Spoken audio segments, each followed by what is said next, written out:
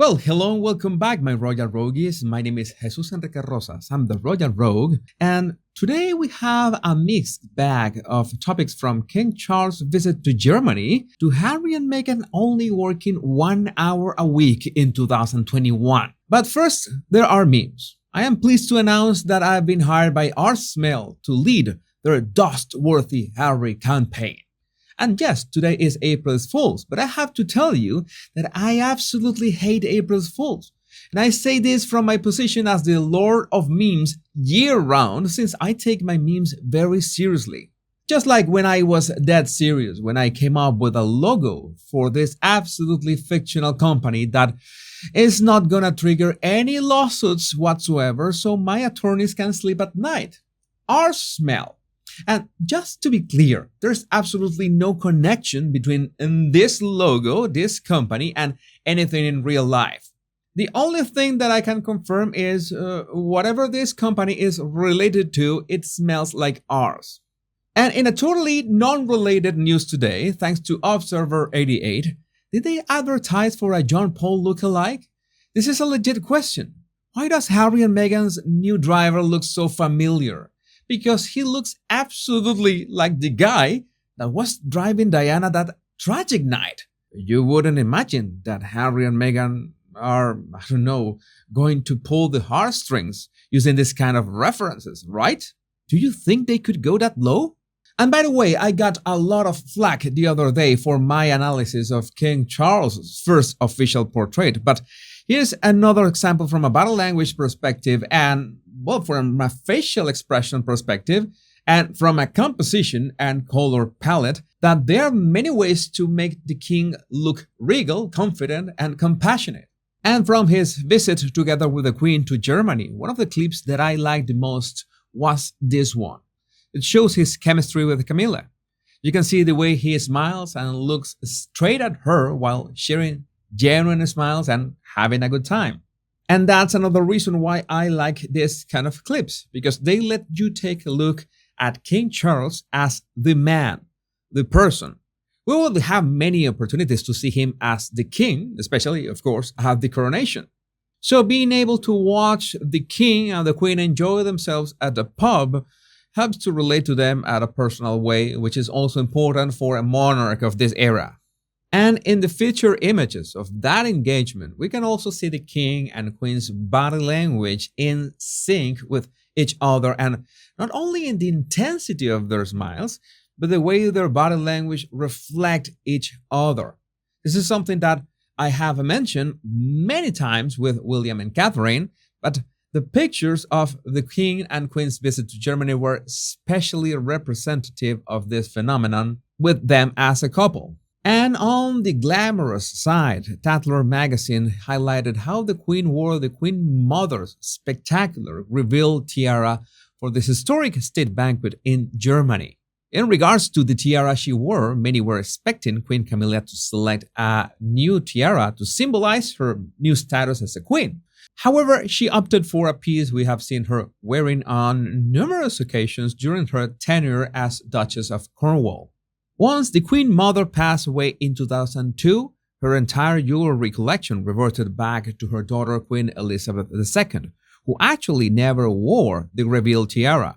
But when the then Prince of Wales got married a second time in 2005, Queen Elizabeth II decided to loan the piece to her new daughter-in-law Camilla, who debuted the piece for a state banquet for the Brazilian president in 2006.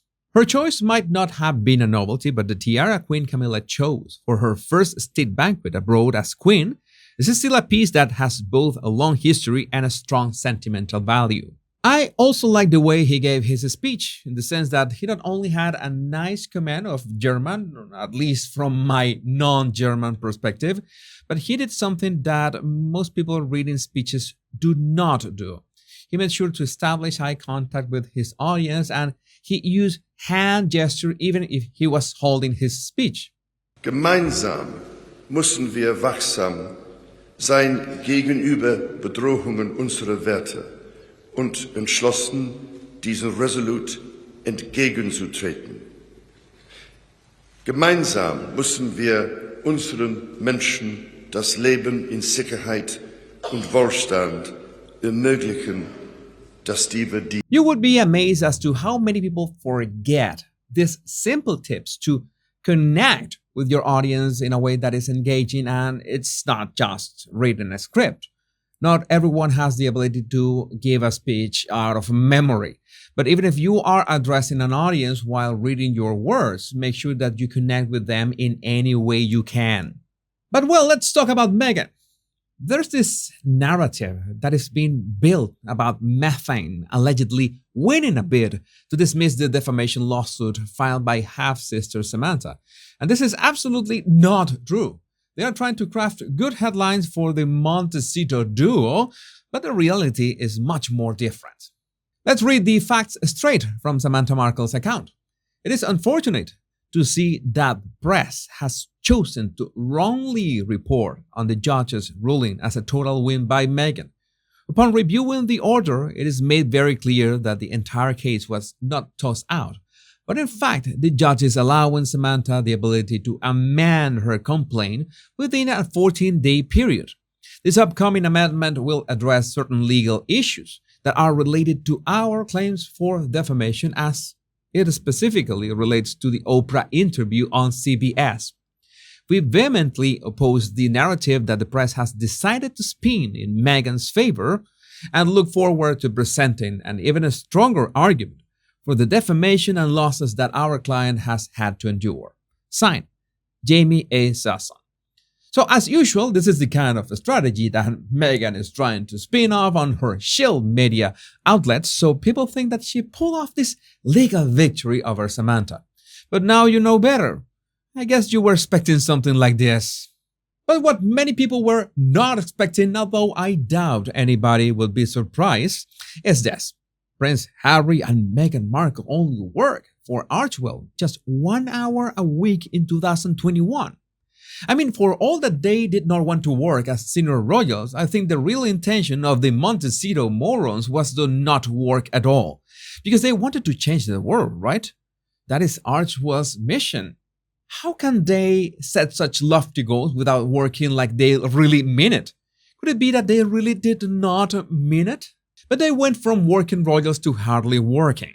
Prince Harry and Meghan Markle reportedly each worked just 1 measly hour a week at the Archewell Foundation in 2021 after resigning from their royal duties a year prior. The Duke and Duchess of Sussex each clocked in at a total average of 1 hour of work per week, meaning they toil away for just 52 hours that year, according to the nonprofit's 2021 tax filing. My Royal Rogues, I would love to know what do you think about this in the comments. My name is Jesus Enrique Rosas. I'm the Royal Rogue, and remember, much love and bliss.